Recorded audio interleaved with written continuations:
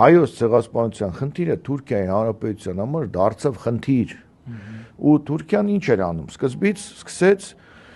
հրատարակել գրքեր հայտնի այդ Քամուրան Գյուրունի եւ մյուսների գրքեր, ընդ որում դրանց հեղինակներից մեկը, երկուսը նախկին հատուկ ծառայությունների ներկայացուցիչներ էին եւ այլն, դրվեց թուրքական այդ պաշտոնական թեզերը, որ ցեղասպանություն չի եղել,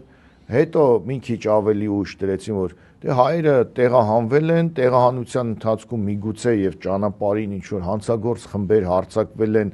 եւ մի որոշ հայեր սպանվել են, հետո դրվեց համաճարակների խնդիրը, որ այդ ժամանակ համաճարակ է եղել, միգուցե եւ ցեղասպան մահացել են, հետո դրվեց սովի խնդիրը եւ այլն։ Հիմա էլ իդեպ երեք այդ թեմաները, թուրքական թեզերը սովից են միգուցե մահացել եւ այլն եւ այլն։ Ավելին դե ֆակտո վարչապետի տեքստում եւս գրված է ջարդերի,